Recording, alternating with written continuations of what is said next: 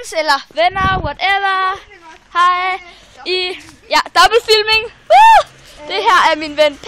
Og det har som sagt også en YouTube-kanal, så. Følg den. Og ja, følg også Penelope.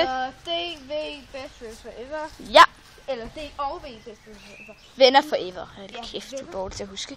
Men den her video er en dobbeltvideo. Og det er også... I dag skal vi lave en fjolletag. Jeg vil udfordre P. Jeg vil udfordre P til... Nå, men jeg har en challenge parat. P. Hun ved ikke, at jeg vil udfordre hende til den her challenge. Undskyld, hvis I kan høre hende baggrund. Og hun skal tage imod challengen.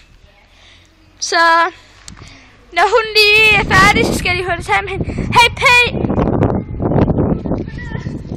Ja, men jeg er så excited, fordi at jeg har lige fået det her nye den her nye kameramode, der hedder stop-pause. Det er hvor at pauserne og stopperne. Ja, men som jeg sagde, challenge til P.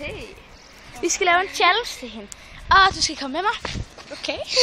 Det her er en challenge, der går ud af 3 ting. Hvis du består alle 3 ting, har jeg en lille præmie til dig. Jeg siger ikke, hvad det er. Præmie! Men hvis du så disser 1 ting. Nej, altså når du har disset, når du kun har ret i 1 ting, når du kun har vundet 1 ting af dem, så får du en mindre præmie. Men jo flere du har ret i, jo større for præmien. Og hvis du ikke har nogen rigtig, kabam, ingen præmie. Og præmien er ret vigtig. Se hende lige, hvor excited hun er. Hvad skal vi se? Lige nu har hun gav mig udfordringen. Og jeg får, altså der er sådan 3 udfordringer, som jeg skal bestå. Og hvis jeg gør dem alle, så får jeg en stor præmie, hvis jeg gør dem. Ja, men I kan høre, hun fortæller til sin blog og sådan noget, men ja. Og så hvis jeg ikke består med dem, så får jeg ikke. Men de her challenges og fake challenges, hun aner ikke motivet af dem i forkert. Men altså, det er så en nem præmie. Altså, så en nem måde. Vi skal ind til de små. Wow, ja. Brandnætter har ikke en skid at gøre med det challengen. Første challenge, det er bare blive stående her. Jeg skal lige hente noget. Jeg skal lige lægge min telefon et sted, hvis jeg har nået.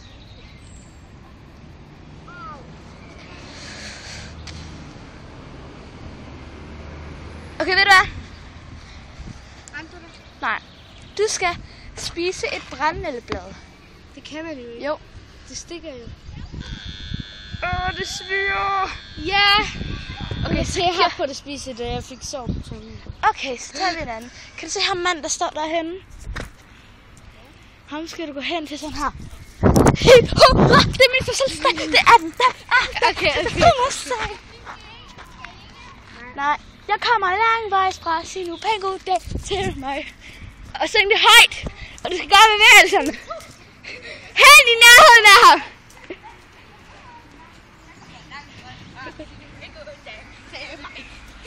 Den er disket. Hvorfor? Du skal gøre det hen til ham. Ja, det gør jeg. Du skal stå op af ham og gøre det. Ej, det sagde du ikke lige. Desværre. Ej. Nu kan du se. Vi skal lave noget. Hun er ret god til fodbold. Altså seriøst god til fodbold. Og det skal I så bruge. Hun skal hente bolden der. Men det her er et twist. Fordi at jeg har en meget twist udfordring til hende. Kom med. Tag bolden med op i rutsjebanen. Nej, lad være. Jo. Udfordringen er, at du har 3 forsøg. Kan stå hernede og skyde bolden op. Hele vejen. Altså, jeg kommer til at sidde cirka her og tage imod bolden. Det er der, skal skyde op. Men først, når jeg kommer, så... Jeg ved ikke, hvordan det kommer op i min telefon. Sådan der. Det går så godt. Ja, nu kan jeg lige se en bluse, der klipper jeg ud. Fordi de kigger lige ned til mine patter. Nå. Så er vi op. Og det er godt. For helvede mit knæ. Ja, jeg har slået mit knæ i en gymnastikteam. Og det er en stor del. En, der hedder Karolines skyld. ja, er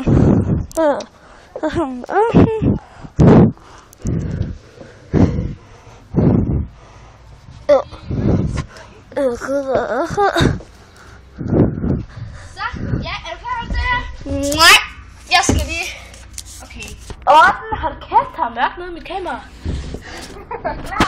Nej, jeg skal lige lave. Jeg kan lige komme op i rutsje. Ja, jeg kunne se min hånd. Ja. Okay, jeg sidder her, hvor du skal skyde den op til mig. Du har 3 forsøg. Okay, 1, 2, 3, nu. Det var så første forsøg. Ramte jeg? Nej, du kom ikke op. Nej, men den kan jo ikke snå, så den kan jo ikke komme. Det er det, jeg sidder her. Og lige parat til lige, det tager den, når den sidder. Det er 1 forsøg tilbage. Okay.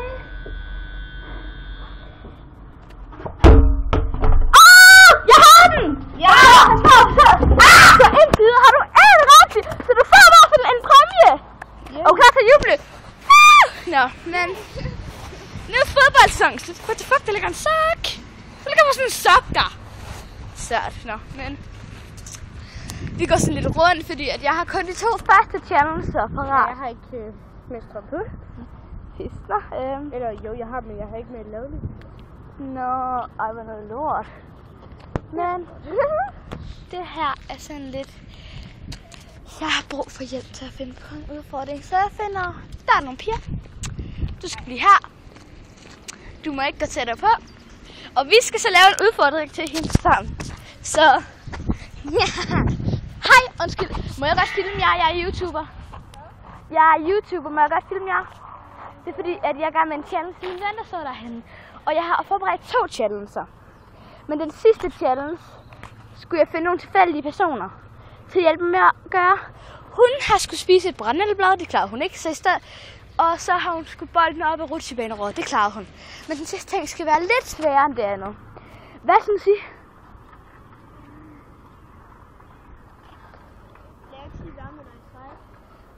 Det skal være sådan lidt mere... Ej, nu har jeg den.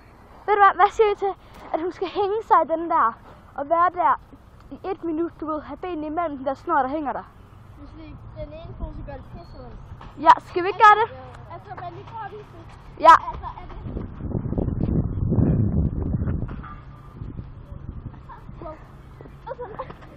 Nej, du ved, begge fødder, du ved sådan, spred det sådan her, ind imellem her. Ja, men det. Kunne det ikke være en god challenge for hende? Jo. Okay, tak piger. Nå Pig, vi har lavet en challenge til dig. Ja. Så jeg sidder og kommer med, og seerne ved godt, hvad det er. Altså, mit ene abonnent. Jeg håber snart, det får til. Hvis du ser den her video, så abonner. Jeg har kun 1 abonnent. Nå.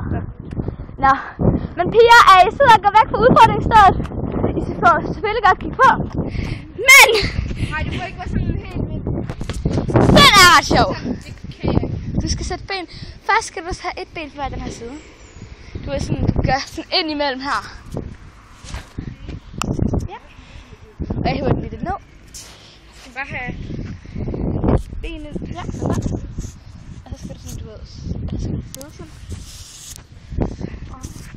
Og der, og så skal du løfte benene. Og så... Der skal du sidde i 1 minut. 1 minut? Og hvis du går ned eller rammer benene, så har du tabt.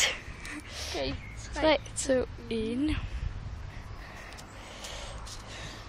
Den her video har varet 10 minutter, så er du klar til at få din præmie. Du har kun gjort det i 12 sekunder, mand. Nej, jeg kan ikke. Ja. Men det er, fordi, det er ikke fordi, det går ondt her, vel? Men det er fordi, det spænder så meget i armene. Ja, det er det, der er det svære jo. Men du får en præmie jo. Og fordi at den her var lidt svær, så vil jeg godt give dig en lille præmie til. Men det bliver ikke en store præmie. Du får sådan en mellemværkpræmie, for jeg vidste, at... Sådan der. Pia, hun klarer det ikke. Hun nåede kun i hvad, 15 sekunder. Nå. Er du klar, så kan han hente din præmie? Ja. Vi skal over til billedkunstlokalet, fordi der har jeg en parat. Men, var det sjovt? Nej. Det var det. Jeg giver også noget på en til dig. Big Boss premiere. Seriøst. Det har jeg faktisk. Lol. Nå, men det her bliver den virkelig sjovt. Fordi jeg håber faktisk lidt, hun bliver begejstret for premieren. Nu håber jeg nok, jeg har lagt det i min test. Det har jeg. Det er 100 på. Jeg er 100 p på, at jeg har lagt premieren i min test. Så tager jeg dem med i morgen. Jeg er 99. Syng højere. Nej.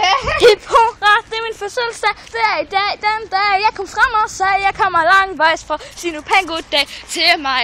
Hej for dig. Det er min fødselsdag! Få lige ind med pengene og mine penge. Ja, der er mange monies. Ej.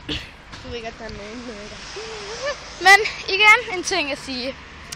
De her videoer, vi laver, jeg er ikke ansat hos Splay. Det er hun heller ikke. Snart. Seriøst. Når jeg får min YouTube, så bliver man skal bare melde sig til. Nej, så skal du lige vise mig, hvordan man gør. Ja, Fordi så bliver en del af Splay, og det bliver ret nice. Men husk, alt det her er selv fundet på. Det er ikke nogen ting, jeg har tænkt på at lave mange gange før. Det er bare noget, jeg valgte at gøre. Det er på min egen pengepunkt. Jeg får ikke nogen sponsorationer, men i gang mellem sidder jeg der og spiser chips. Se min video. Og ja, husk at tjekke Vandsjov ud og dans med V. Det er min tredje video, og vi må ikke gå på det der. Skal vi ikke bare tage vejen? Okay, så går vi udenom. Kom. Hey, her. Vi skal... Nå, men der skal være græs her, så... For skal vi lige tage her, og... Jeg vil lige få den her. Ja. Nu står jeg bare her, og jeg keder mig lidt, men... Og der kommer... Der kommer snart se, hun er langt derinde. Nå, men det er ret fedt. Og så der er en Carla-vest. Ja, det gjorde hun. Og en anden pige kom, og en lidt buttet pige kom på andenpladsen, og en mega tynd pige kom på førstepladsen. Nej, what? Tredjepladsen. Nå, men det her bliver sjovt nok. Fordi at det her bliver virkelig sjovt. Jeg glæder mig til at få premieren. Se, jeg er så grim med det. Og altså, alt det her. Mit vejbillede. Oh, look at that. This. Nå. Men, som I kan se, er det bare helt normal gang. Vi går bare, altså, vi går og hygger og snakker lidt. Altså, det er bare nice. Ja, og selvfølgelig klipper jeg noget af alt det her ud. Fordi ellers vil den her video været 13 minutter lang. Og den bliver nok højst 10 minutter. Og senere, der har jeg tænkt mig at lave en tegn mit liv version. Det er Frederikke Storsøster. Kom så, Frederikke Storsøster! I kunne ikke høre mig sige, jeg hæpper ikke på nogen. Slet ikke. Hun kom på sidste plads. Wow. Ja. Hun er også en pige mod 2 drenge, så... Ja, og hun er også Frederikkes lille søster. Ja. Storsøster.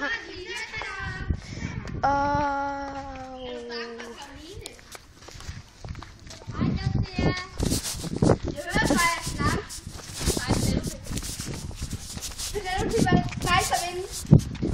Ja. Nice at vinde. Så får vi en præmie. Ja, jeg skal nok finde den. Hvad? Er du bange for Karoline? Lidt, ja. Hvorfor? Hvem er Karoline? Det er en person, jeg har mange ting med taget. Og det har du først op nu? Ja, jeg skal nok snart have fået det op i den. Ja, det der passer ikke. Hvad? Så siger jeg, hvor får du egentlig? Du bor i Mecklenburg. Hvorfor er du bange for Karoline? Fordi hun... Nej, det skal jeg nok sige. Hvad? Det siger jeg. Fordi hun sviner aldrig folk til, og hun... Hvis man ikke gør det, hun siger, så... Jeg giver dig præmien i morgen. Jeg har fandme glemt det. Jeg ved ikke, hvorfor. Hvad er det noget, så? Skal du hjem til Sartre til jer? Ja.